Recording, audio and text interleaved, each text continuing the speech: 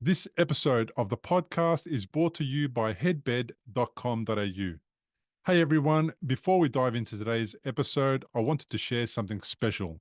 In episode 305, I interviewed Catherine Randabell, the inventor of Headbed, a product revolutionizing hair salons, especially for stroke survivors. The headbed provides excellent neck and head support during hair washes, reducing strain and promoting better blood flow. For stroke survivors, this means lowering the risk of arterial damage and easing concerns about another stroke. It ensures a safe and enjoyable salon experience, and I'm thrilled to support a product that aligns with my mission of stroke prevention and safety. In our interview, Catherine explained how the headbed's ergonomic design prevents neck hypertension, a common issue increasing stroke risk. With the headbed, you can feel confident and comfortable at the salon knowing your health is prioritized. If you're a stroke survivor or know someone who is, the headbed is a must have for your next salon visit. Check out episode 305 for my full interview with Catherine and learn how this product can make a difference. For those in the United States, visit headbedusa.com to get yours today and to enjoy peace of mind at the salon. Now, I'd also like to mention my book, The Unexpected Way That a Stroke Became the Best Thing That Happened, 10 Tools for Recovery and Personal Transformations. It features inspiring stories from 10 stroke survivors and offers hope for those on the road to recovery. For more information, visit recoveryafterstroke.com/book or search for my name, Bill Gasiamis, on Amazon. Now, this is episode 309, and my guest today is Jenn Williams, who at the age of 33 experienced a left thalamic ischemic stroke. In this compelling episode, Jenn shares her incredible journey of thalamic stroke recovery, detailing the early symptoms and the misdiagnosis, and the moment her life changed forever.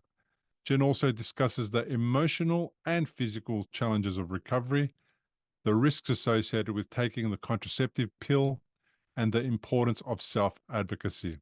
She highlights the impact of gratitude, community support, and how she has turned her experience into a mission to help others through her work with the Brain Injury Association and the Middle People Project. Jenn Williams, welcome to the podcast. Thanks for having me. Thank you for being here. Tell me a little bit about what happened to you. So it was 2016, and I was working as an insurance agent in a busy office, and my wrist and my hand on my right side kind of got that feeling like it was falling asleep while I was at work. And I kept trying to shake it out like you do when your arm falls asleep or something, and it wasn't working. I made a very poor joke now looking back to my coworker and said, if I die, this is how this started. Yep. Gosh. hmm So the next day I had that same tingling in my foot on the same side and half of my face. So I got in to see my primary care, and she said, we'll run some blood tests. It could be a mineral deficiency, all this other stuff. There was some miscommunication on what the tests were supposed to be. So I went in and out a few times. I believe that was a Tuesday when that all started. And then by Friday of that week, the tingling was my whole right side. So I had to follow up the following Thursday, and my husband was meeting me at the appointment. He was taking some time off from work because we didn't know what was going on, and I wanted some support. And I drove from my house to the appointment. And by the time I got there, I didn't feel good at all. I don't feel right. My stomach is turning. I'm dizzy. I went to go get out of the car and I fell onto the hood of the car. And my husband was like, "What is happening right now?" We went into the appointment and she said, "Well, we'll order some tests. We'll give you a call and let you know." And during this appointment, my husband called his mother to come get my car because I said, "I don't feel safe driving. There's something going on." And in the 10-minute ride that it took to go from the doctor's office to my house, I was paralyzed. And I don't know about you, but I was raised to believe, the doctor is the end all be all. That's what they do. That's what they know. You believe what they say. So I looked at my mother-in-law and I said, "It's okay. I'll just wait for the doctor." And she screamed and said, "This is not okay." And she took me to the ER, and they found that I had had a left thalamic stroke, ischemic, so a clot. Um, and I was in ICU for about 3 days. They wanted me to go to inpatient rehab, but my family and friends were like, "We're not doing that. We're not going to do inpatient rehab. We'll just help you at home." So I was fortunate enough to go home after leaving the ICU, and I had a lot of support for those 3 weeks. But as many brain injury survivors know, there's a lot of tests and things that proceed after that. And there was no real issues that they could determine. No clotting disorder, no high blood pressure, no diabetes, nothing like that. So the general idea is that it was caused by medications. I was taking contraceptives and migraine medications, which both have those dangers, and family history. There is some family history. So definitely not what I expected in my life at age 33 at the time. Um, but it's been a really educational, incredible experience. Yeah. You know, you're not the first person I've interviewed who was taking uh, contraceptive. There's, I dare say there's at least another two or three, and younger as well, kind of in their Mhm. 20s. And what's interesting is when I asked them, did you know about that risk? They all said no. And even if they did know, I'm not sure that it would have changed anything if they were told, by the way, this medication has this risk. I don't know if it would have changed anything. Because I know sometimes contraceptive pill is taken for non-contraceptive reasons, right? Correct. Yeah. So were you aware that it was a risk that uh, came with taking the contraceptive pill? Yes, I didn't know. I started when I was in high school and I didn't realize at that point. But then as I got into adulthood, I started reading those packets that they give you when you leave the pharmacy. And I honestly, I think it was one of those things where I said, that's for old people. That doesn't happen to young people. That's not going to happen to me. And, I was on contraceptives for 25 years. Um, and I just assumed it wasn't going to happen to me. Yeah, But fair enough. can I go on a tangent? Is that okay? Yeah. One of my biggest frustrations through this whole process has been the realization that a significant percentage of the population has clotting disorders. And we just prescribe medications, especially contraceptives. We just prescribe them to young girls and we don't check for those things. And that makes me so scared for our general population, but scared for like my nieces. That's a horrible, I mean, yes, I'm grateful for it in so many ways, but it is a really horrible experience. And I don't wish that on anyone. And I don't understand why we don't check people for things like that before we prescribe medications. I love that because that's the biggest issue is there's no what's the word? There's no kind of investigative work done Yeah. before somebody says you should take this. I mean, I know even my father-in-law, who's in his 80s, um, he's on like 55,000 medications. But when, even though he's on so many, nobody still does the whole, I wonder if this is going to be appropriate for you to take because that might interact with that and that might do that and that might do that. Right. And my wife, she's a bit of a, uh, how can I describe her? She's a bit of like a detailed freak. Like she does details about things that most people would just roll their eyes at, right? It's just her nature. She's very thorough and all that type of thing. And if it wasn't for her, her dad would be taking medication that instead of in, lowering his medication is making it worse. He's lowering his blood pressure is making it worse. Or, they're giving him stuff that works with the blood pressure medication to lower it even further. And she's the one doing the research, and he's been in the Hmm. system forever. And and it's really scary to be a family member and to put all your trust in the medical system and not question it. I think that's kind of a little bit of putting your head in the sand kind of scenario. And I was trained like that as well. When there was something wrong, my parents took me to the doctor, and whatever the doctor said, what we did, and thankfully it all worked out well.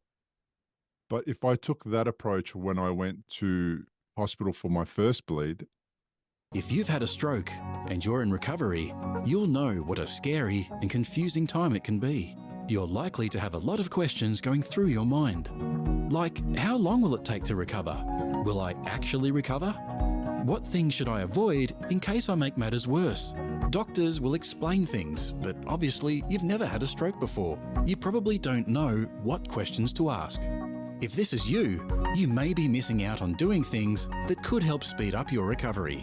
If you're finding yourself in that situation, stop worrying and head to recoveryafterstroke.com, where you can download a guide that will help you. It's called 7 Questions to Ask Your Doctor About Your Stroke. These 7 questions are the ones Bill wished he'd asked when he was recovering from a stroke. They'll not only help you better understand your condition, they'll help you take a more active role in your recovery. Head to the website now, recoveryafterstroke.com, and download the guide. It's free.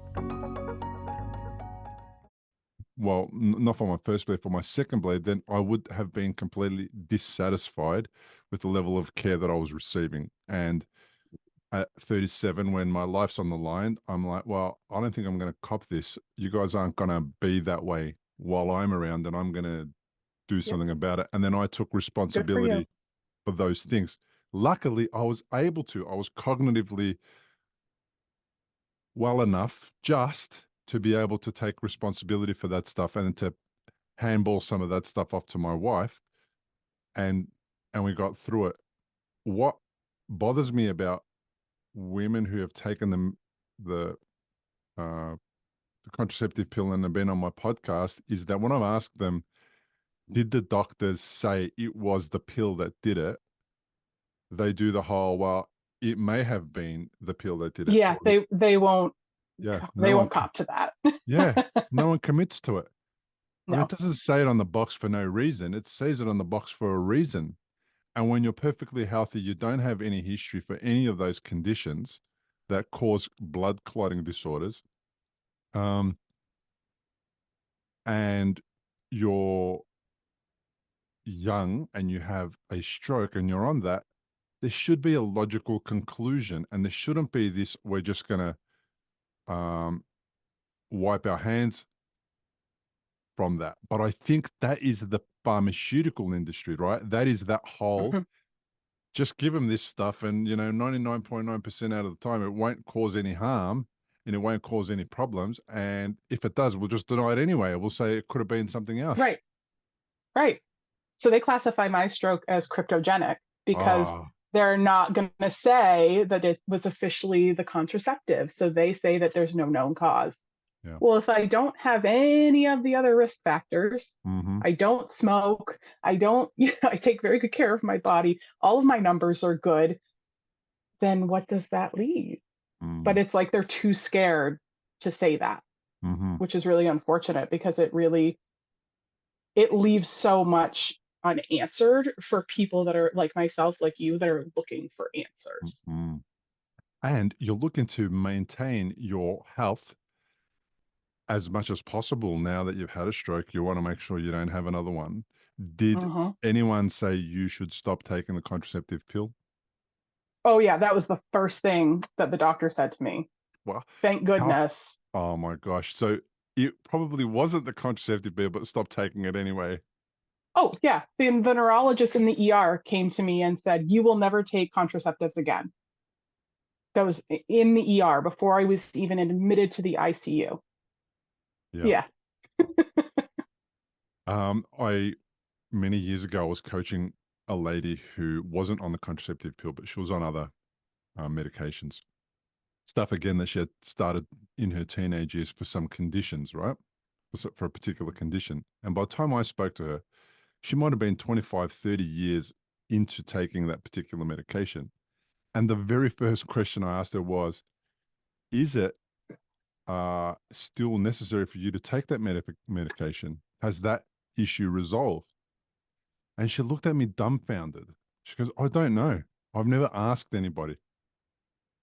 I just go and get the refill every however often, and I just take it again. I just keep taking the medication. Yeah. And I was like, okay, cool. So the next time we spoke, she had spoken to her general practitioner and they had begun the process to investigate her condition and her situation and to determine whether or not it was a good opportunity to start removing herself from this particular medication, stop taking this medication.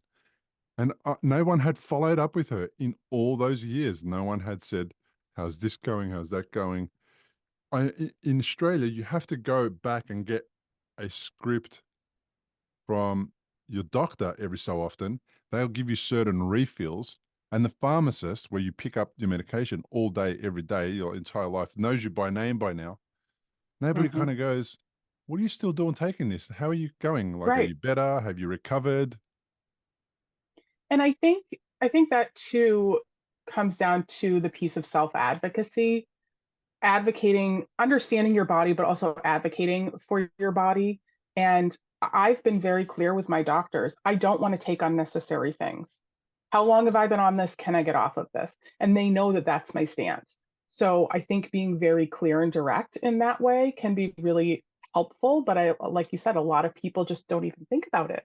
They just, I got to go get my meds, and they take their meds and they go about their day, not thinking that they're putting chemicals in their body and causing potential damage. And disclaimer, neither Jen or I are saying, stop taking your medication. No one's saying that. Okay. Good call. Correct. Well, no one's saying that. We're saying talk to your doctor. Correct. And we are also saying that some medications are very necessary and you have to keep taking them, and you must not be slack at taking them because they're probably keeping you well and healthy.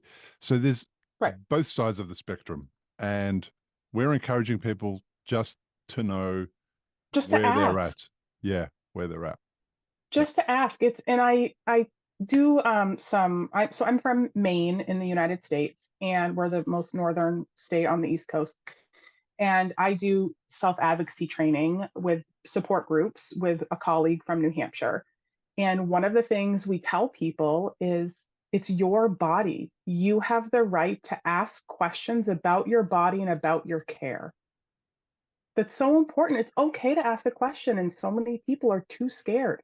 It is okay to ask a question about your body. It's yours. I agree. I think do you think maybe the recent pandemic challenges with medications might have thrown a bit of a spanner in the works, the way that they were suggested that they were taken might have thrown a spanner in the works to comply? In a way, I do think that there are some people that are, and this is not a dig at anybody, but that there are more apt to comply than others. And for me, once again, I needed to do what was right for my body. And for me, I felt like we didn't know enough yet. And I was not comfortable taking any vaccinations or anything like that. And I had a lot of people that were really mad at me, including my mother, for making that decision for myself. And now looking back, I made the right decision. And but I don't knock anybody for doing that. It's just your own personal decision. Same. And on that point, the thing that you said, I think, which is the best, you didn't know enough. And you not only did you not know enough about that, but this is the point. That's the exact point. Most people don't know enough about taking the contraceptive pill. Most people don't know enough taking X, Y, or Z. And that's the thing. It's that we don't know enough. We haven't asked enough. We haven't learnt enough. We don't understand the ramifications, the complications. We don't understand that. And I think we should understand it, especially if the ramifications of not taking something as well are negative. So blood pressure lowering medication or Correct. blood sugar lowering medication. Like if we are not doing other things to support our blood pressure and our blood sugar, Hmm. and we need medication, we need to know the ramifications of the other side of the spectrum. What happens if you don't? Like high blood pressure Exactly. medication stops people from having hemorrhagic strokes and ischemic strokes. Yes. So we need to know more. And thank you for going on that tangent. Sorry. That was a good one. That was a good one. I think it comes with brain injury, honestly. It's very relevant. It's very relevant. What I want to do now, I want to go back to before we went on that tangent, and I want to ask you about how did how did you end up leaving hospital with your family with you in the care of your family? And what kind of a decision was that they made that they were going to take the responsibility for helping you get through this on? Like, how does that happen? Um, I mean, partly I think it's just that I'm just wildly independent, and so is my mother, and my mother is not going to accept me being coddled, I guess. Mhm. It's just not how I was raised. I was raised to be, very independent and forthright. So I they came in and they said, we really want you to go to inpatient rehab. It would be 3 to 6 weeks. You would have your daily PT, OT, those kind of things. And my mother was, no, because she's seen family members go to inpatient rehab. And we said, okay, so what would outpatient look like? You'd be going to the outpatient facility 3 days a week. You would have your PT, your OT. I did have a speech evaluation, which they just said, you'll get better. And I didn't have to go for speech therapy. But they kind of explained that the outpatient therapy was actually more intensive than inpatient therapy because they have more tools in their outpatient centers than they do in inpatient. So that was the other deciding factor, was that I when I first went to the neurologist after my stroke, I didn't understand. And I said, how long is this going to take? Like 3 months? I don't have time for this. And now looking back, that outpatient decision was the right decision because that was my attitude going into it from the beginning. Is I'm going to get better. I'm going to walk again and write again and all of those other things. It's not negotiable. So how do I do that the most efficient way possible, which was outpatient. And I had an amazing experience with my outpatient rehab.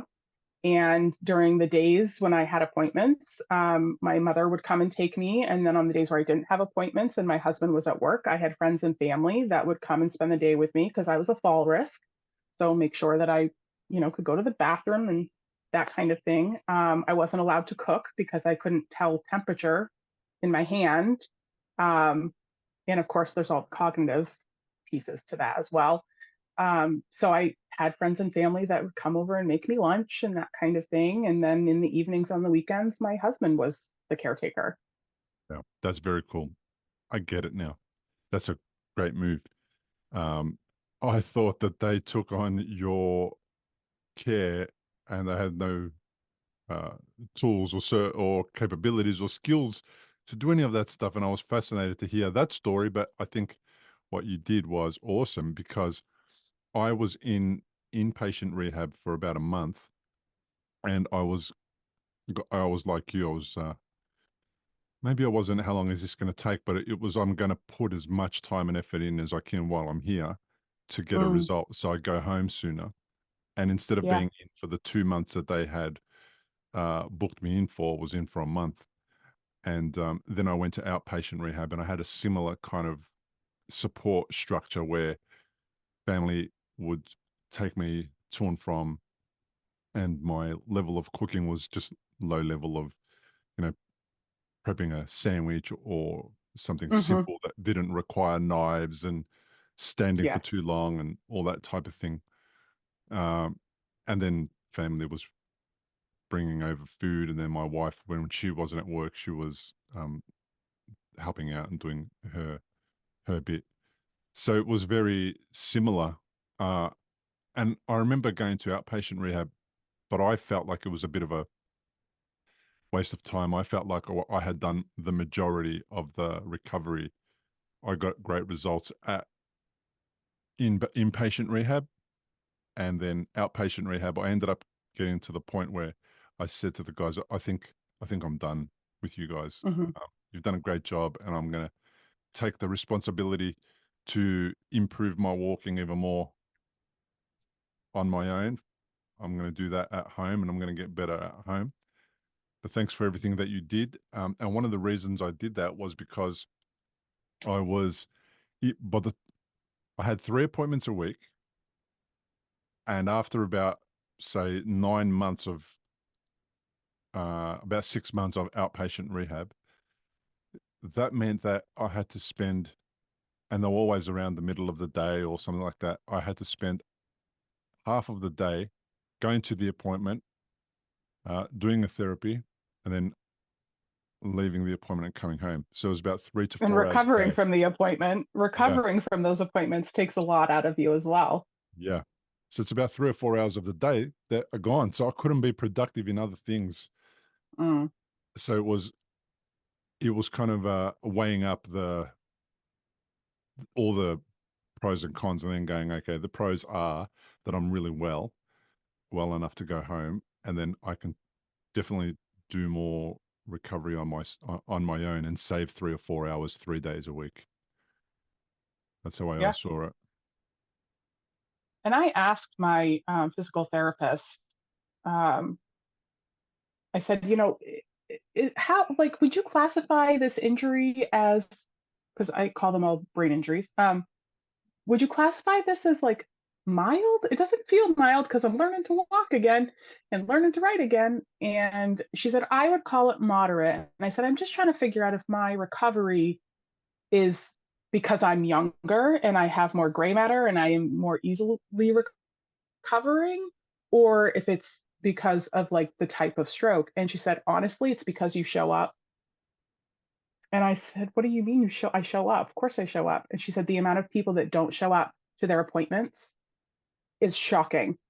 And when you miss an appointment, you miss a step in your recovery. She's like, you show up, you do the exercises, even if they scare you and make you uncomfortable, you still try them, and you try and you show up and you do the work. And that's what has made a difference in your recovery. I would tend to agree with that. And even if it's hard, you do it, even if it's hard. Yeah. And you Hmm. do it even if you're fatigued later, and even if you have to recover for half a day or a day. I remember the beginning of, And I cried in PT all the time. Like, it's just part of the process. yeah, you have to kind of push yourself. You've got to get beyond your limits. You got to find where your limits are. You've got to do everything, and it's got to be, you've got to be brave to just go places you've never been before, emotionally, mentally, physically, because you do get results. You get something back. Now, it may not be the same thing. Everyone might not get the same thing back, but you always get rewarded for putting in more effort when your effort is going towards trying to make you walk better, use your hand better, balance better. Yes. You always get a reward by putting in more effort, especially when it's supervised and you're safe and you're Hmm. in a good place. Yeah.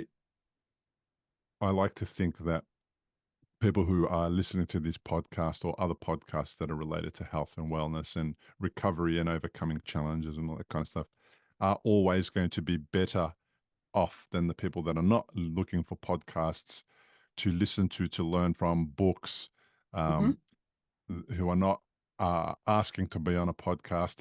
It's like, I don't know what your condition is. I don't know how bad you are, but if you're on my podcast or another person's podcast who talks about recovery and overcoming stuff and how you're beating the odds and all that type of thing, you are likely to get a good outcome. You are likely to have an amazing life in 10 years from now. And the people who aren't, I'm not saying if you're listening, that's not enough. No, that is enough. What I'm saying, the people who aren't considering any of that stuff and are just feeling sorry for themselves, they are Yes. going backwards. They're not going to achieve much. So And that's another thing that I share in the trainings that I do, is that part of my, because people ask me, how did you have such a great recovery? And one of the things I say is that I refuse to be a victim. I am not going to let this one medical trauma destroy the rest of my life. I'm not going to sit back and say, woe is me, and just be depressed for however many years I have left. Too young for that. That's not acceptable to me. So I'm not going to be a victim. I'm not going to sit there and let life pass me by. And I think that that mindset makes a huge difference in recovery. Yeah. There's this saying that I'm going to ruin, right? I'm going to not say it right for sure. It goes something like, you fail 100% of the times you don't try, Hmm. Yeah, So absolutely. I've taken that to heart. It's like, every time you're afraid of something failing because you tried it and you weren't good enough at it at the beginning, that's not a failure. That's a win. Every time you thought, I'm not going to do that in case I fail. And you're learning. Yeah. You learn every time you fail at something. Yeah. So tell me a little bit about your background. What did you do for work? What were you doing to occupy your time before you had the stroke? So I was in banking for about 10 years. So I worked in commercial lending. I worked in the branch doing teller work, and I became a licensed insurance agent um, a couple of months before my stroke. Yeah. Let's see, I got my job in October of 2015. My husband and I bought a new house in January of 2016. I became a licensed insurance agent in May of 2016, and I had my stroke in August. Um, so I continued to try and go back to work. And that was not conducive. But I'm also a 31 consultant, so it's direct sales, and there's like bags and totes and that kind of thing. So, and I was a leader in that company. So I was working 40 or 50 hours a week as an insurance agent, about 15 or 20 hours a week at that job. And I was going to CrossFit 3 days a week. I was actually continuing to try and go to CrossFit when my hand was tingling, and I was adjusting movements over that 10 days because I couldn't grasp correctly. Mm-hmm. But I mean, not that I don't now, but I had a very full life. It's just a very different full life now. I, spent a lot of time with my family and made sure that I had a lot of fun things scheduled and went to concerts and all that other stuff. I tried going to a concert, I think 2 or 3 years after my stroke. That was not a good idea. No, How come? I'm better now, but Why? the sensory overload, that, oh my goodness. And that has been one of my biggest issues, is overstimulation and sensory overload, which I'm sure, as you can understand, and I'm sure other people have said this on your podcast, is that when people can't see it, they don't know it's there, they don't understand. So they just say, oh, you look great, you're fine. But cognitively, no. So I tried going to a concert, and it was not a good idea. I'm almost 8 years post injury and I can do those now. But I've had to definitely adapt my life. It is not what it used to be. Um, just different. Yeah, I Does that answer your question? it does. I wanted to get a sense of like how you were and how you hang out now, what you do now. I was the same. Work was no problem. I was 37. Everything was happening fine. Tried to go back to the football, which was the thing, and people would invite me to go to the football, and I said, I think I want to avoid that. I don't want to go there. It's too much noise and yelling and cheering and bright lights Yeah. for a night game and all that kind of stuff. And it was really difficult to be there. Um, Tried to go to a couple of venues where family would have a party or something like that, or get together. And then that would be an early night. A lot of the times it'd be, I think I've had enough at around 9:30 or 10 o'clock, and it's let's go home. And then I did go to an AC/DC concert with my sons, and here in Melbourne, and I went with ear protection so that it can dull the Smart. sound a little bit, and I could still be there because they're my favorite band. And then I still will avoid loud rooms if I can, noises, TVs, and all that kind of stuff. Everything's always on, Yeah. as low as possible. And even these lights that I have next to me and in front of me on the podcast where I record, even they bug me. They're on for an hour and they bug me, but Yeah. you need some lighting so I can put up with it for an hour, so it's okay. Hmm. So what deficits do you have now? How does the body feel now? Um, I mean, overall, I've had a really good recovery. I still have my struggles, but I'm really grateful for the recovery I've had. I still have some balance issues. I started going to yoga and bar. I don't know if you know what bar is. It's like a Mm-mm. combination of like ballet, yoga, and strength training. Um, so it really focuses on those little muscles, which I realized is what I needed to focus on to help my balance. So that's been helping very slowly, but it's a very, very slow process. So balance is still an issue. And insomnia, I have terrible insomnia. It's really bad. Um, I've been working with a naturopath to try and get that fixed because I was not getting answers in the standard medical world. Um, and then cognitive, really that overstimulation. I call it delayed memory. Like I will remember things a couple days later, which I had a neuropsych evaluation and they said that that's actually stroke onset ADHD. I didn't know that was a thing.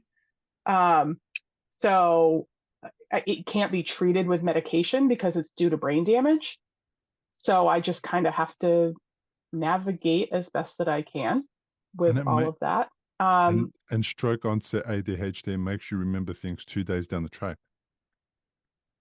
so it's because if I'm not in a focused environment, like right now, if you and I are talking and, my husband comes in and says, hey, can you do this when you're done? I won't remember that. If he says, hey, I need your attention, and they says, can you do this? Yes, I can. But it's because of that distraction, that ADHD, that I had my testing done and they said my storage and recall is fine. It's just that there's this delay in me finding the information that I've stored in my brain. And it's because of distraction. Yeah. Okay. So it's like, So that's been an adjustment. yeah. I'm trying to use post-it notes and alarms on my phone and calendars, and I have the calendar on my phone and I have a paper calendar and then I have a family calendar and I have all of those things to make sure that things don't fall through the cracks. They still do sometimes, but that's been an adjustment as well. And then that overstimulation piece, like I mentioned, the hardest thing for me has been the grocery store and driving. Those are very complex tasks for the brain, and you don't realize it until your brain is misfiring, essentially. um, so I've worked really hard to get to the point where I can do those things. I don't know if you guys have this in Australia, but there's a company in the United States that does music therapy for cognitive health.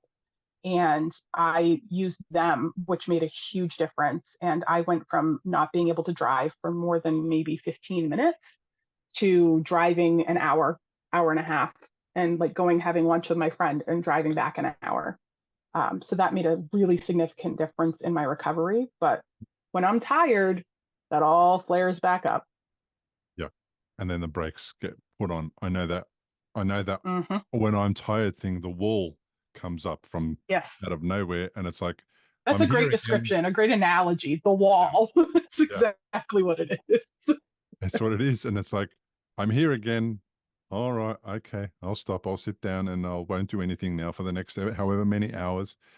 And for me, the wall's getting shorter and shorter, Mm. but it still pops up. It still kind of says, you've done too much. You haven't rested enough. You didn't have a good night's sleep. time to sit down and do nothing, and that's it, and everything just sort of shuts down, like you see, like in the movies, you know, when a button is switched off on the robot and everything just goes, ooh, that's just how it goes. It just shuts down. Powering down. That's it. That's it. That's exactly it. So, oh man, I was going to ask you a question about something you just said about oh yeah, music therapy. So, what's that based around? Is it based a certain frequency range that you listen to? How does that work? Because I have used, and we do have people who offer music therapy. I've never gone to a music therapy session, but I have listened to certain meditations that are at certain frequencies to get kind of Yep. certain waves, beta waves, theta waves, all that kind of stuff going, depending on what you want to achieve. Yes. So tell me about Yep. what you did. So this is what I experienced is different than that, but I do use those meditations, like you mentioned, especially delta waves for sleep. So I use those. But this music therapy was to help me with my divided attention, the stroke onset ADHD. And basically, what the therapist would do is she would have a guitar, and then she would have a drum playing on her computer, and she would say random letters. And I had to raise my hand whenever I heard an H, but only if the drums were playing. So I had to listen to her guitar, listen to the letter, listen to the drums, and then make a decision and acknowledge it physically with my hand. How cruel. It was very complex, but their intake, they do an intake and, an out exam, just like any other provider. My intake, I was at like 67% accuracy. And when I left, I was over 90%. So there's proof in those that made a difference for me, a significant difference. Yeah. So there was a lot of different things like that. Or she would play notes, and I had to tell her basically whether the notes were going up or down from the previous one. So I have to listen and kind of process the two different tones. Was that first tone lower, or is the second tone lower? So that required some additional divided attention as well. So it was really interesting. And did you also learn you weren't tone deaf? Yes, I did learn. I used to play music in school, in like high school, so I know I'm not tone deaf. Not completely, anyways. Yeah, good. I'm glad you got that. I did. I like it. That's cool. You mentioned earlier a little bit about advocacy work that you do. Hmm. Tell me about that. What do you do? Who do you hang out with? What spaces do you do that in?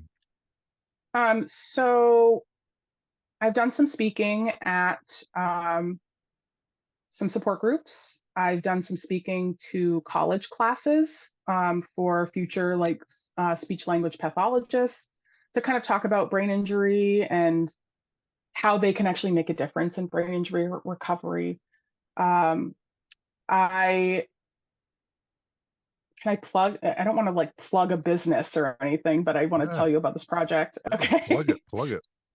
Plug it. So I told you I was teaching self-advocacy with a colleague from New Hampshire. And I also am on the advisory board for the Brain Injury Association of America main chapter. So they look for survivors' input. And I also did some administrative support for our legislative council that deals with brain injury law. And in all of those meetings, I have said, what about the people in the middle? Because they talk a lot about these, government waivers and Medicare and, how many spots we have and who's getting services and all this other stuff. Well, those are very small numbers. So what about the people in the middle? What about the people like me that didn't go to inpatient rehab? I went home. I did outpatient for a year, and I've been trying to figure it out on my own for 8 years now. That's the primary group that I see at support groups, is people that aren't eligible for certain services, either because they're quote unquote not disabled enough, which I've been told, or they don't meet qualifications financially. So they're just left to not much for resources. So I shared this idea over and over again, wasn't really well received. And then I shared it with my colleague from New Hampshire, John, and he shared it with his colleague, David. And David took it and ran with it. He was like, this is an amazing idea. There's millions of middle people if you actually break down the numbers. So the three of us have started the Middle People Project. So we're trying to create a hub of resources for people that feel like they're in the middle. They don't qualify for services, but they feel like they still need help and they're not as fully recovered as they'd like to be. I don't think anyone ever fully recovers, so I don't like to use that term. Um, but so we're trying to offer self-management strategies and eventually do, a blog and helpful resources, that kind of thing, because there's so many people that just need a little extra support and they don't know where to go. So that's another kind of passion project that I've been working on in the brain injury world. I have all sorts of ideas. So we'll see where, in next year I could be on a totally different project. I don't know. Yeah. Well, if your ADHD brain has anything to do with it, you definitely will be. Oh, it does. This is why I have notebooks everywhere. Yeah, that's really cool. So I was one of those people stuck in the middle. Mm-hmm. I received some healthcare and some rehabilitation, got a really good result, was happy, didn't feel like the job was done, and then wanted to do more, and then continuing to do more. I consider myself fully recovered, but not from the damage that was done. The damage is there and my deficits are there. But if I call myself fully recovered, it's probably from the emotional side of that and the mental side of it. Although I did my book launch about a week and a half ago, and I was in tears. Congratulations.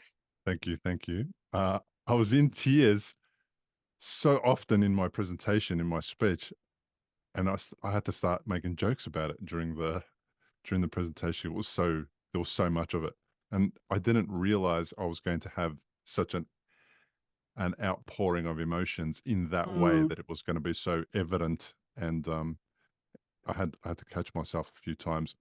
But the good thing about being emotional in front of people is, as soon as you cry, you've got them hook, line, and sinker. So so it didn't matter. Every So time I I applied to speak. Oh, go ahead. was going to say, every time I thought I was losing them, I just chuck a few tears out there and just bring them back again. Yeah. So I applied to speak to share my survivor story at the Maine Brain Injury Conference this fall. And because of all my work, I know quite a few people at the Brain Injury Association. And one is my friend Sarah. And I would say it was like 2 weeks after I had applied, I had a really long day at my job that I have now, which is working at a property management company. And I overdid it. And I realized that I was at the office and I couldn't drive home. So I ended up laying on the floor for like a half hour until I felt safe to drive home. And I'm on my way home just sobbing. And I call her and I'm like, who am I to talk about recovery and mindset if I am sobbing in my car 8 years later and I overdid it? And she's like, that's why. That's literally why, because that's relatable, because survivors deal with that every day. But I just had this moment of like, I don't have this under control at all. Yeah, I thought I did, exactly. but I don't. Exactly. I'm 12 years out, and here I am sooking in front of a whole bunch of people who came to Mm-hmm. see me talk about a book, and I think that just goes to show that that's just human. That's just being human. That's all that is. Yeah. That's not anything else. And it's good to be able to express your emotions, to have the understanding as well that I need to lie down, I can't drive, and rest. I often would find myself driving many years after the brain surgery, and kind of get the whole nods happening. You know, oh my gosh, I think I'm fading. Mm, Pull over, find a quiet spot under a tree, and just sleep. Pull my yeah. seat down, sleep for 20, 30 minutes as long as I needed. And then I would Hmm. start the car and go again. And it was necessary. Without it, I definitely would not have made it home safely. Uh, Right. Right. and it was simply because of that overwhelm of perhaps the distance I traveled, the amount of time I was concentrating, cars going by, whether it was raining or whether it was Mhm. sunny, everything impacted the way that I would experience that drive. And every day was different. Yeah. Driving is a very complex thing for the brain. There's a lot of input that's happening. You're looking at the road in front of you, you're looking at the road to the left or the right, depending on what country you're in. You're looking at the other lanes, watching the traffic. You're looking on the side of the road for any potential hazards. You're looking in your rear view and your side mirrors. And for me, the biggest issue that I was dealing with was the shadows from the trees at certain times of day. They would create like a strobe effect. Oh, So it felt like a strobe light while I was trying to focus on all of those things. And similarly, like you said, if it's raining with the windshield wipers, mm. it would feel like a strobe going in front of my eyes. Um, so it just, you don't realize how complex it is until your brain is trying to basically learn it all over again. And Yeah. that's a legitimate reason to feel like you need to lie down and rest, right? You have to. Yes. It's like necessary, 100% Hmm. necessary. And unlike you, like it does make me doubt my qualification of being a podcaster, promoting all this stuff, and you know, being an advocate, not that type of thing. Kind of does make me Yeah. question my qualification, um, and makes me do silly things like it makes me do things like have like imposter syndrome every once in a while Hmm. still, Yep. and all that type of stuff. It's crazy. I still get that even though I've done more than 300 podcast episodes, I've written a book. I still feel like a bit of a imposter because I keep Hmm. remembering the person that I was before stroke, and I wasn't not this kind of guy. Like I didn't do anything public, I wasn't out there. And I still feel like my identity hasn't caught up with all the stuff that I'm making it do that it hasn't signed up Mm. for. Yep. I absolutely understand that. And I don't even know why I'm doing it all. Like sometimes, why the hell am I doing it all? Why am I doing my 310th podcast episode? It's like, it's just I can sometimes tell you why. yeah, tell me, why don't you? Okay. Number one, it's fulfilling to help other people, just Indeed. in general.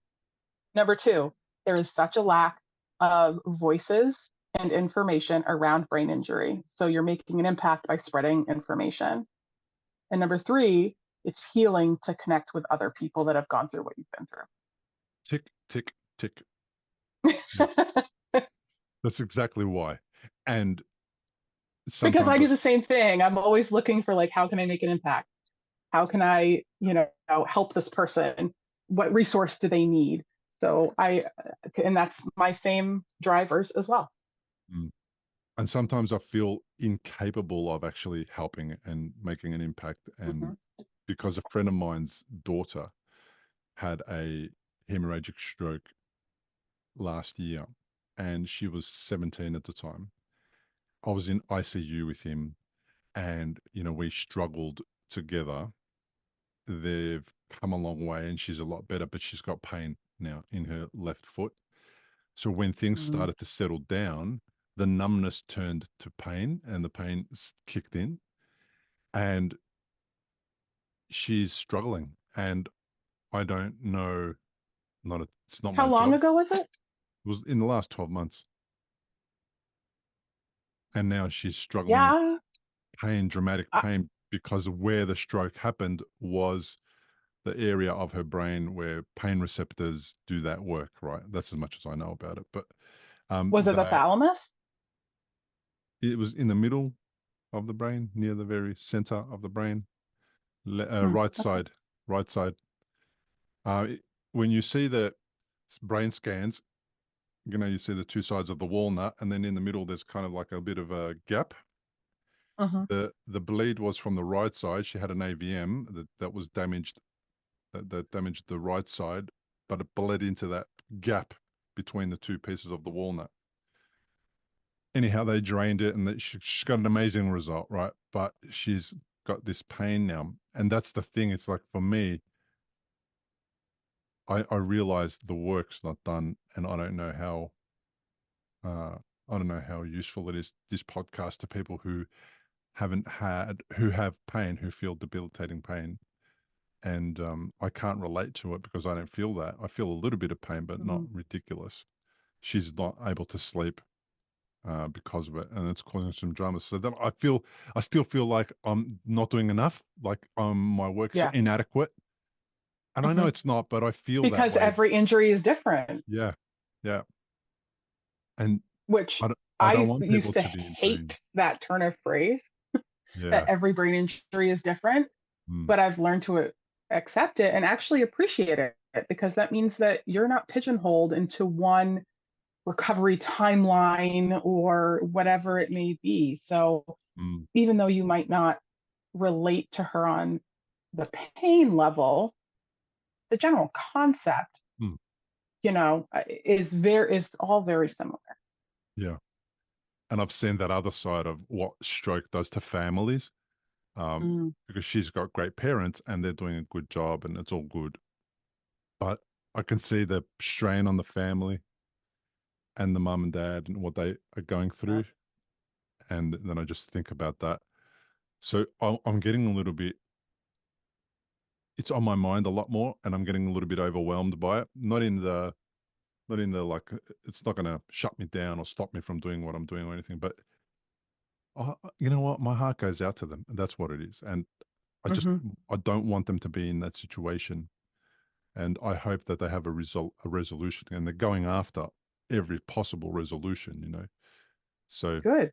yeah, it's just, oh man. And this guy I grew up with, I've known him since I was about 4 years old, and he is a radiographer. Now, I wrote about him a little bit in the acknowledgements in the back of the book, and he helped me out with all the brain scans that I did. So he and his team would be taking my brain scans at the hospital that I was at the Royal Melbourne Hospital.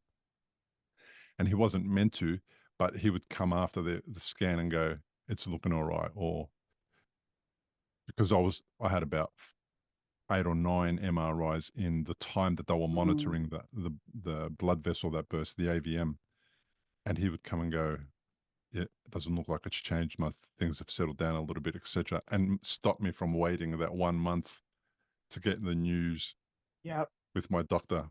So that was really cool. And then to be in the damn hospital ICU with his daughter on life support because of this same issue that I had, or Wild.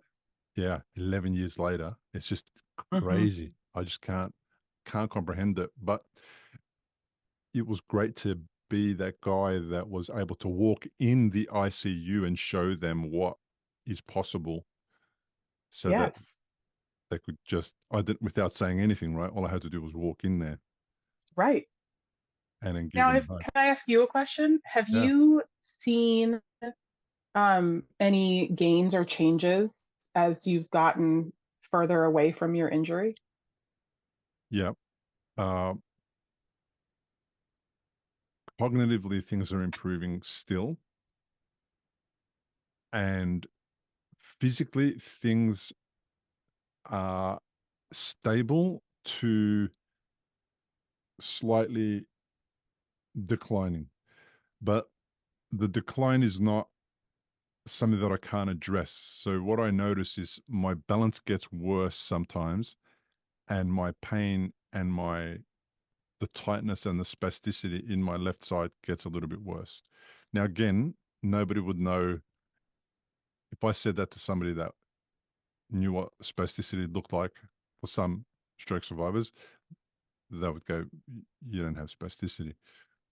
Mm. But the feeling that I have has sometimes gets worse. And recently, I kind of smiled when I said recently, I fell off a ladder. And Oh. yeah. And the reason I fell off the ladder was because my left hand gave way. It just let go of the ladder. And Mm-hmm. that does happen from time to time. And usually it lets go of a bottle that I'm holding or my telephone. I had that happen with my purse last week. Yeah. But this I time was it really let go. tired. I was holding my purse and my hand just let Yeah. go. Yeah. I've lost a phone because of that. All sorts of things. But then this time I was climbing a ladder. I was only 2 rungs up. I was going up to the 3rd rung and my left hand just let go. Thank So I goodness felt, you weren't further up. yeah, well, I still fell backwards and I fell onto a metal bar, a scaffold bar, Ooh. because my full-time business is we have a property maintenance company. And in order to do the repairs on this particular home that we were working on, I got a scaffold so we could be safe. The irony. Yeah. So I've fallen off the ladder backwards onto one of the horizontal scaffold bars that are holding the construction of the, all the poles together.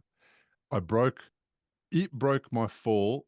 I landed on my ribs and then You didn't hit your head. I fell another 3 feet or a meter to the deck below and hit my head.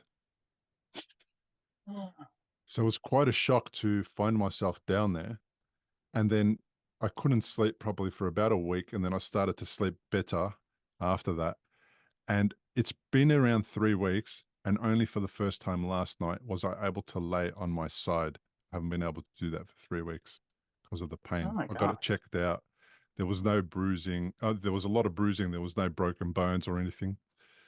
But that is not an escalation of my condition. It's kind of what my condition is doing. And I think what it's Mm. doing is it needs more TLC. It needs more therapy, more rehabilitation. I've been going to the gym trying to strengthen my left side. And I still, eat well and do all those things, try and get as much sleep as I can. But I think my left side is becoming more needy, and I'm not putting Mm. enough effort in. And it feels a little bit number. And maybe, and in winter, it always gets worse. So it's getting into the winter months now. First day of winter today here for us, June the 1st. And I think in winter, my sensation decreases on my left side. It gets more colder and more numb. And I remember now that you asked me, thanks for asking this, because it's just reminded me everything. I was at my mum's the other day and I was in her way and she was just trying to not interrupt my conversation and kind of squeeze through. But I wasn't paying attention. I didn't notice. So she went to pinch me on my bum and she said, why aren't you moving out of the way? And why aren't you responding? I said, to what? She goes, I'm pinching you on the bum. So, Mum, I can't feel it. And she said, Right. really? She thought I was joking and that I was just putting up with it. But I couldn't feel it at all. I had no idea she was doing it. So yeah, those types of So things are happening now. have you heard of something called post-stroke recrudescence? No, do tell. This is my favorite topic. You're going to love it. So there was a study done at Massachusetts General in, I believe it was 2016 or 2017. And then the American National Institutes of Health just did a study on it, I believe last year. So the basic explanation, how this was explained to me, is that when you have a brain injury and you have neurons that die, the neurons around the dead ones eventually pick up the job of the dead neurons as their second job. Well, if your body feels like there's a crisis which in the body, a crisis can be that you're tired, that you're stressed. It could be you have low blood sugar. The brain can say, oh, crisis, we need to focus on our first job. And it stops doing the second job. So I have symptoms that flare up when I'm really stressed, when I haven't slept, I don't really have blood pressure or blood sugar issues, but, things like that could be considered a crisis in the body. And my brain goes, nope, we're not doing those things. So my hand stops working. I get tingling in my hand, tingling in my face, tingling in my foot. My balance goes. I get vertigo, all these other symptoms. And it can feel like another stroke, or it can feel like just after my stroke. So I've gone to the ER before just to make sure and get checked, make sure that something else isn't happening.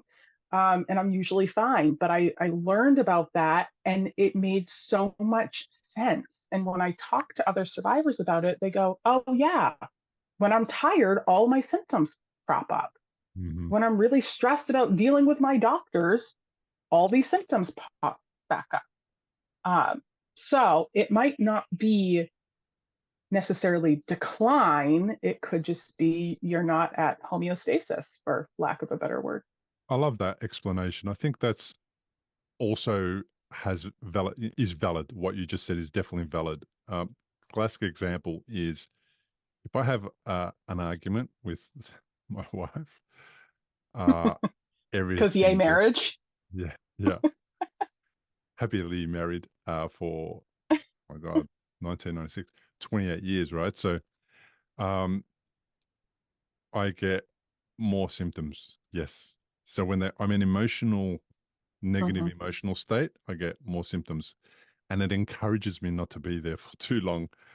And I'm getting better at not staying angry or mad for Right. ever and ever. So there's that. I agree with that. That does happen. And I've said it a few times on the podcast. When I eat the wrong food, for me, it's like, say, a pasta or a Mm. sugary drink or something like that. Oh my gosh, things just get so much worse. Yes. Brain fatigue, fog, tingling, balance, everything kind of just gets worse. So I agree with what you're saying. I may have, and that's a thing, because it's happened recently, a number of things have happened that have bugged me, that have made me Mm. think. But, the mind goes to maybe it's getting worse. I don't know that it is. It's not stopping me from doing anything, although I am very cautious about ladders.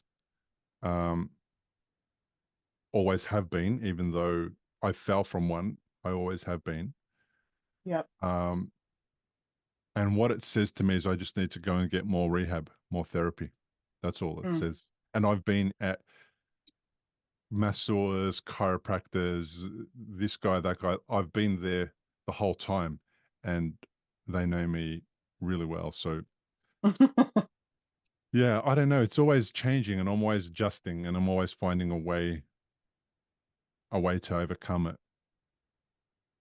I do think that learning about the post-stroke recrudescence Hmm. helped me to be more self-aware, because when I have those symptoms flare up, I can take a step back and go, okay, what does my body need right now? Hmm. Did I get my electrolytes today? Did I take my medications? Maybe I forgot my medications. Maybe I forgot my aspirin or, whatever. How did I sleep last night? Am I stressed? Do I need to go move my body? So it gives me that pause to kind of have a little self evaluation to see where I'm at. Yep. I love it. I agree with that. That's what I do every time I hit a wall. That wall, is Yeah. this the just have a rest wall, or is this the do something more than rest wall? Like, what is it? Mm. What do you have to respond to? So Yeah. for me, for work, because I've got a couple of guys working with me, I've got a business partner. I could just say, I'm not coming in. I need not to be there, and then I won't Yeah. be there. That's been a good thing that I've been able to do of late. Tell me about your insomnia a little bit. So, is it insomnia that had begun after all of your medical Yes. issues? So what's Yeah. it like? How did it begin? Can you describe it, explain it? Well, when you talk about insomnia with your doctor, they'll ask you, is it that you have trouble falling asleep or you have trouble staying asleep? For me, it's both. I have trouble falling asleep and staying asleep. Um, and I actually didn't realize, I guess, that it was insomnia at first because I was so fatigued all the time. I just figured that I was just fatigued. And I was talking to my counselor, and I can't remember, what did I say? I said I can't get out of bed. I'm exhausted and I'm so frustrated. I must be depressed, blah blah blah. And he said, "Well, depressed people aren't frustrated about it, so that's probably not it." I said, "Oh, okay." And he said, "How have you been sleeping?" And I went, "Oh, not well. Nope." Um, and I learned this probably a year or two after my injury, and I was trying to take care of it on my own and trying to take melatonin and trying to just adjust my life around my sleep schedule and all these other things. And it wasn't working. So I eventually got a in lab sleep study in Boston. And they said, yeah, you have sleep latency. Your cycle has shifted. So you just need to adjust your life around your new circadian rhythm. Well, that's semi-practical. That's not extremely practical. So um, I talked to my primary care and gave me some prescriptions and tried a bunch of different ones. And I eventually started seeing my naturopath for something else. And we got that addressed. And she said, "Is there anything else you want me to help you with?" And I said, "Well, if you could figure out my sleep, that'd be great." And she said, "Sure." We did some adrenal testing. And it turns out that I was making melatonin at the wrong times of day, and I had like no cortisol. Mm. And then I found out, yeah, for those of you that don't know, a lot of people think that cortisol is the stress hormone, but it's actually the counterpart to melatonin. So it's what wakes you up in the morning. It's what keeps you going through the day. So Although too much cortisol can be stressful, yes, cortisol is necessary because it's the wake up hormone. It's the wake up yes, part of the sleep cycle. The thing about it is once it kicks in, you want to see it drop off. After it's yeah, got you awake, you want to see it drop off. And then at the end of the day, when the sun starts coming down, you want to see cortisol yes, not be there so that right, melatonin can start doing its job of putting your body into the sleep cycle. right. So I had very little to almost no cortisol. In the morning, your cortisol level is supposed to be like at a 25, and I was at a 3. And in the afternoon, you're supposed to be between like a 5 and a 10, and I was 0.5. And I was also getting a melatonin spike in the afternoon. So my melatonin would jump really, really high at like 3 o'clock in the afternoon. So my hormones were all messed up. Another side note, I realized through doing my own research through all of this that more than half of brain injury survivors have some sort of adrenal dysfunction, which is where your cortisol and your melatonin is produced. So we did this adrenal test, found this out, and I've been using different medications to kind of retrain my adrenals. I used to sleep until noon, and now I get up at like 8:30, and that has taken me a couple years You to force yourself. reach to retrain and like get up at 7 o'clock in the morning and take my cortisol so that it produces at the right time, Ah, and I don't have to take it anymore.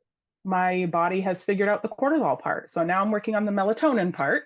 okay. um, but I feel so much better, even though my sleep is still very broken. I sleep for like 3 hours and I'm up for a little bit and then I sleep for 3 hours, but I'm getting more restful sleep and I have that natural waking cycle that's supposed to happen.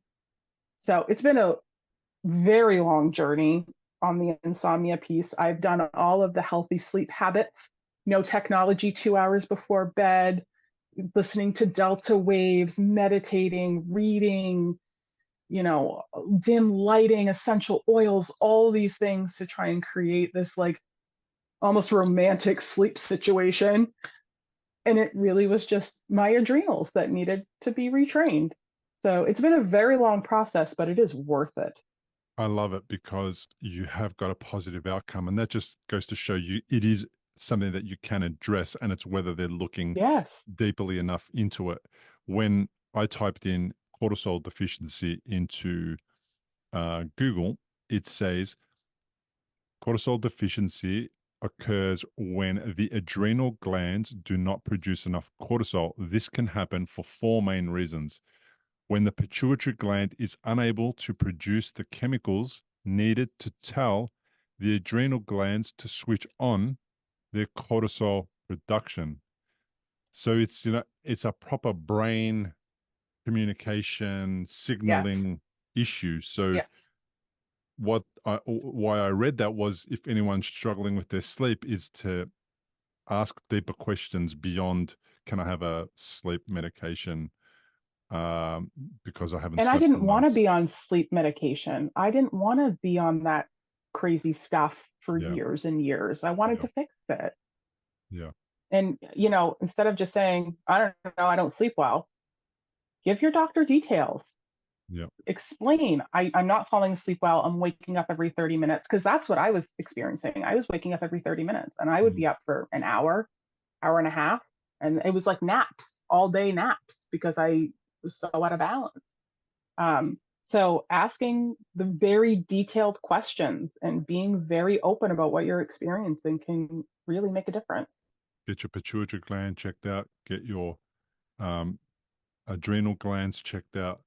Get your Yes. thyroid checked out. Don't just leave it at, I need some medication to sleep because I'm not sleeping properly.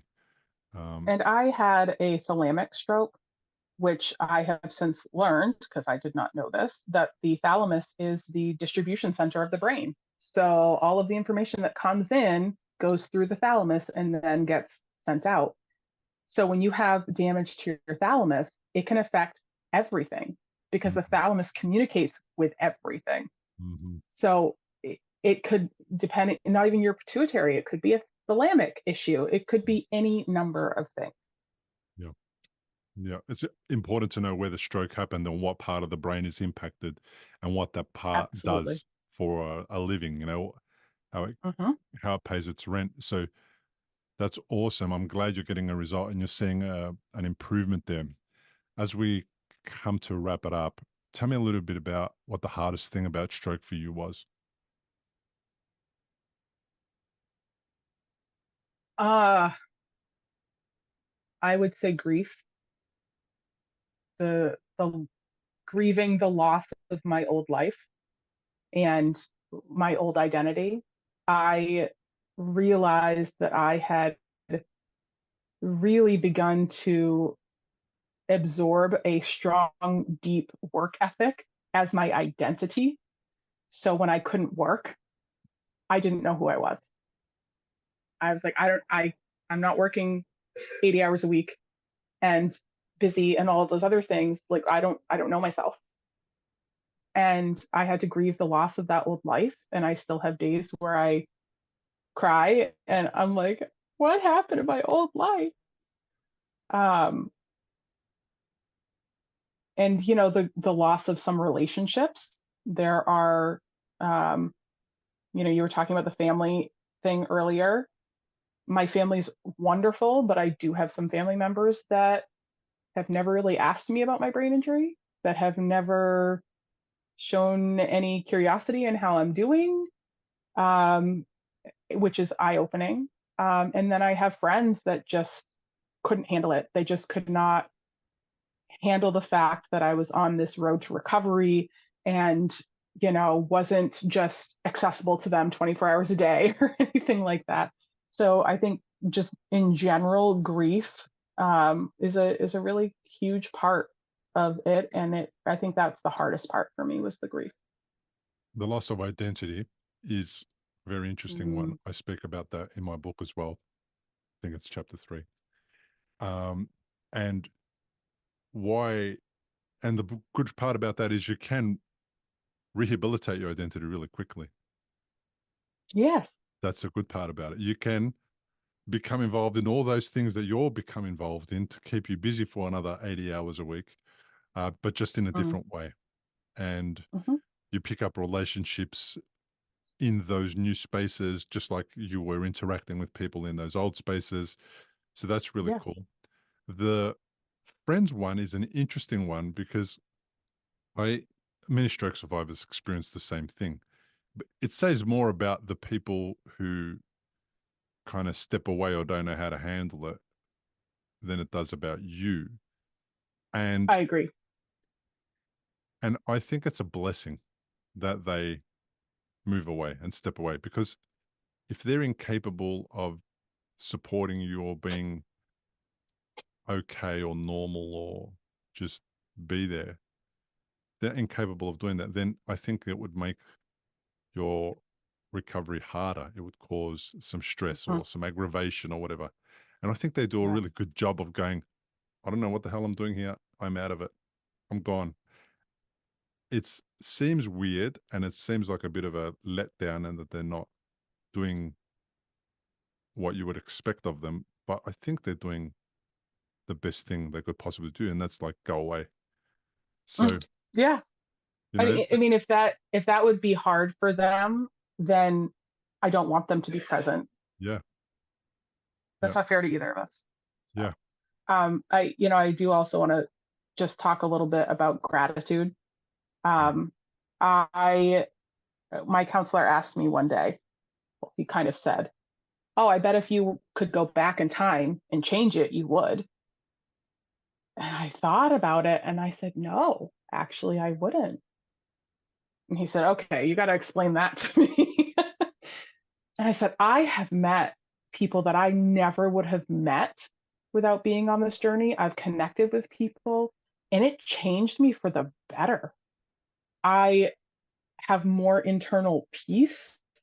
I don't feel the need to push myself to work 80 hours a week anymore. I'm happier. I appreciate so many little things. Every day I write down 3 things that I'm grateful for. And sometimes I'm grateful that I have really nice sheets on my bed. That's okay. And I never would have had that much gratitude prior to my injury." I relate to that. That's why I wrote a book called The Unexpected Way That a Stroke Became the Best Thing That Happened. And people think I'm I mad. know. I saw your title and I was like, yes.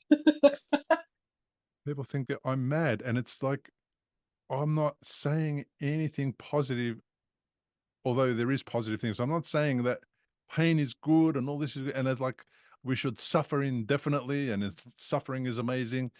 With a purpose, it's okay. It's manageable. If you Yeah. have suffering and then you convert it into a purpose like a podcast or helping other people at a homeless shelter or whatever, like Mhm. it transforms it. I can't explain how, but it just does, and it makes it less shit. And then Mhm. that's all I want. I want it to be less shit than it was yesterday. And if it is, then Right. that's okay. And yeah, it's like I don't know. I would love to learn the lessons without going through stroke, but it happened, Yeah, same. but it didn't happen that way. I wasn't that wise. I wasn't that intelligent, you know. I was, We apparently had to get some knocks in the head to get the point across. yeah, a bit thick in the head. So something needed to change. So there needed to Exactly. be a bolt of lightning or something, a jolt or something. It's just intensely crazy that you would say that you would say, I wouldn't change it. I have met so many people that wouldn't change what happened to them. It's just crazy. Hmm. And it's counterintuitive.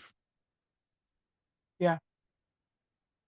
Um, what is something that stroke taught you? Did I already ask that? No, I don't think so. no. If you did, I forgot, and we'll say it again. Yeah, go again. Oh gosh, something that stroke has taught me. Um,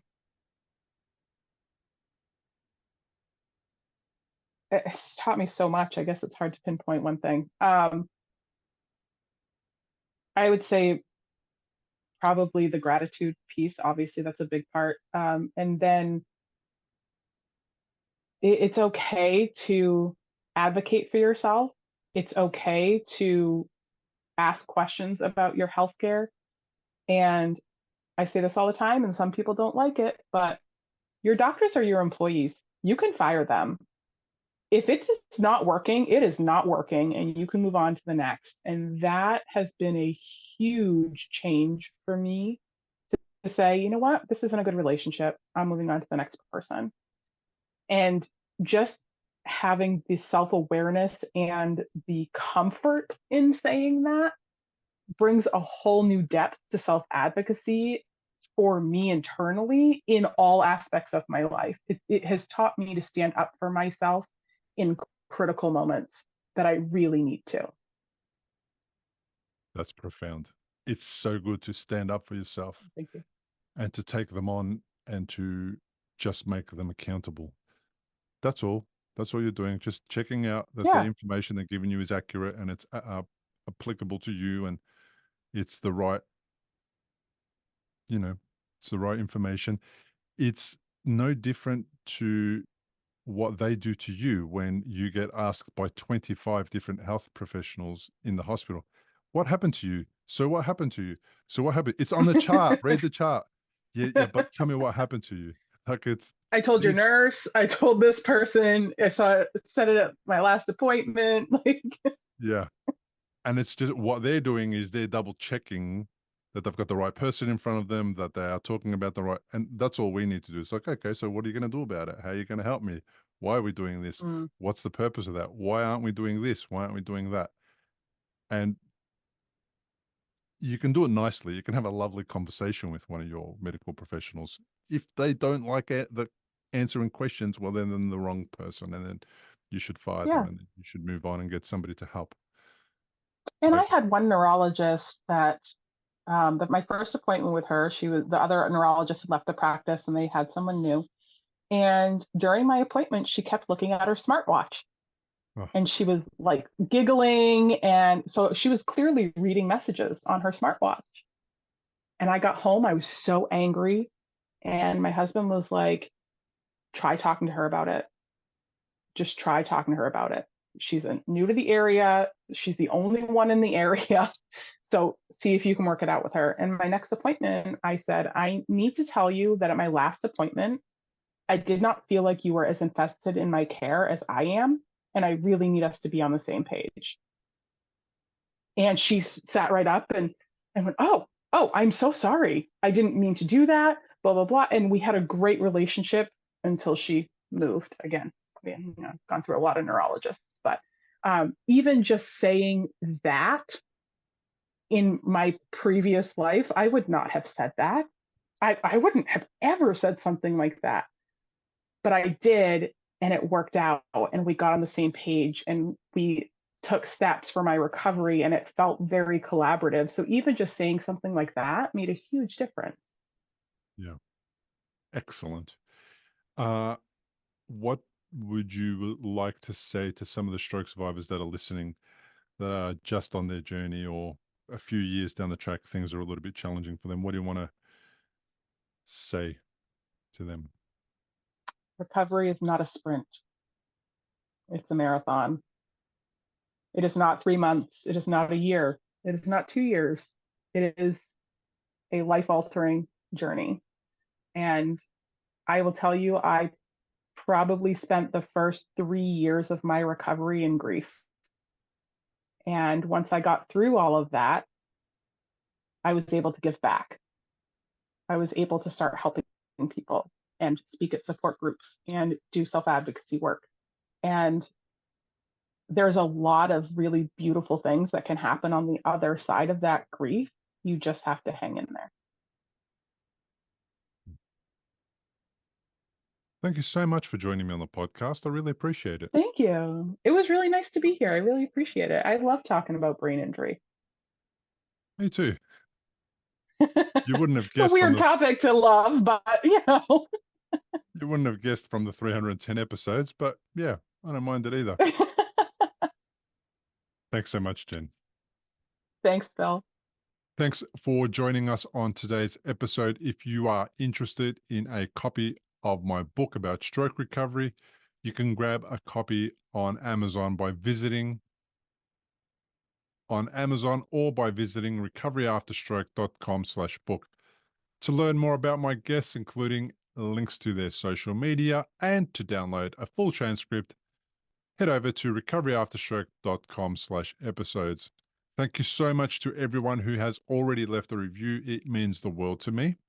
Reviews are critical for podcasts to thrive, and your feedback helps others find this valuable content, making their stroke recovery journey a little easier. If you haven't left a review yet, please consider leaving a 5-star review and a few words about what the show means to you on iTunes and Spotify.